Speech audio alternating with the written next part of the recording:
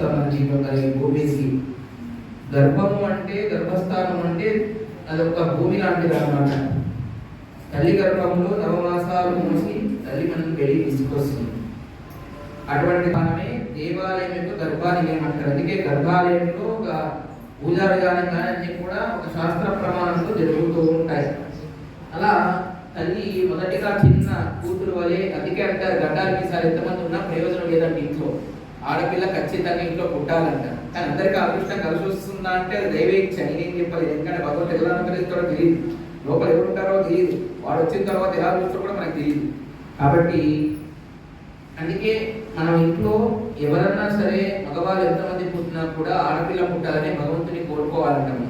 ఎందుకు అంటే గడ్డాలు మీసాలు ఎంతమంది ఏం ప్రయోజనం, మన ఇంట్లో ఉంటాడు, రేపు పొద్దున వాడు అన్నం పెడతాడో తెలియదు. కానీ కూతురు మాత్రం ఖచ్చితంగా తండ్రిని ఖచ్చితంగా ఎక్కువ ఇష్టపడుతుంది. అందుకే డాడ్ లిటిల్ ప్రిన్సెస్ అంటారు ఇంగ్లీష్. అంటే తండ్రిని ఎక్కువ ప్రేమించేది ఒక అమ్మాయి, తల్లిదండ్రులు ఎక్కువ ఇష్టంగా చూసుకునేది అమ్మాయి.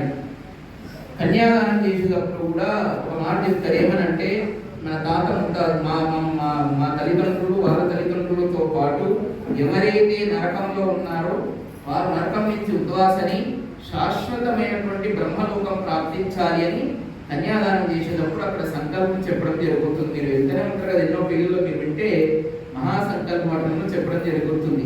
చేయడం ద్వారా వారి వంశానికి సంబంధించినటువంటి ప్రతి ఒక్కరు కూడా బ్రహ్మలోకం నరకం నుంచి ఉద్వాసని శాశ్వతమైనటువంటి బ్రహ్మలోకాన్ని సిద్ధిస్తుందంటే బ్రహ్మముడి అంటారు.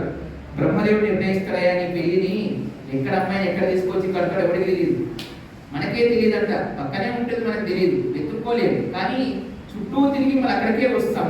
మన జీవితం కూడా అంతే, ఎంత తిరిగినా కూడా 60 ఏళ్ళ జీవితంలో ఇలా తిరిగి మనం అక్కడికే వస్తాం. అలాంటి అమ్మాయి ఇంట్లో ప్రతి ఇంట్లో ఆడపిల్ల ఉండాలి అనేదే మనం భగవంతుని అమ్మవారిని కోరుకోవాలి.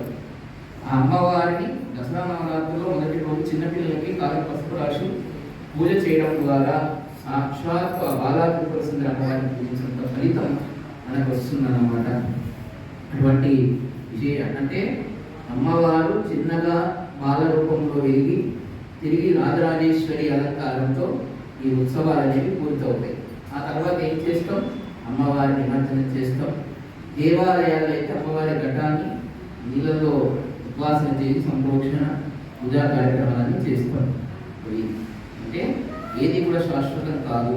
ఉన్నంత రోజులు అమ్మవారిని మనం ఎంత ప్రేమగా ఆరాధిస్తామని, నేను ఎవరిని ఆరాధించకపోయినా పెద్ద బాధపడదు, ఎవరు కూడా బ్రహ్మని పూజించకపోయినా పర్వాలేదు, శివుడికి ఒక నీళ్ళు వైపుపోయినా పెద్ద బాధపడదు, ఎందుకంటే వాళ్ళకి అంత ఇష్టం కూడా ఉండదు. కానీ అమ్మ దగ్గరకు వచ్చేసరికి మాత్రం ఎంత సంతోషంగా పూజ చేస్తారో అమ్మవారు అంత సంతోషంగా మీ పూజను స్వీకరిస్తుంది. మంత్రాలు ఇది నా తప్పుగా శ్లోకం ఇది నా తప్పుగా ఏదైనా చేసినా కూడా అమ్మ పెద్ద కోపడదు. ఎందుకంటే తన బిడ్డలే కదా, తప్పు చేస్తే మన పిల్లలు తప్ప కొట్టాం కదా స్టార్టింగ్లోని, ఓపిక పట్టేంత వరకు ఓపిక పడతాం. తర్వాత అమ్మవారు పట్టనే దండిస్తుంది, నల్లలు కూడా ఒకరోజు కాకపోతే ఒకరోజు దండిస్తుంది. దండించిన తర్వాత మనం భయపడకూడదు, అమ్మ నీవే దిక్కు అని మనం వెళ్ళిపోతూ ఉండాలి.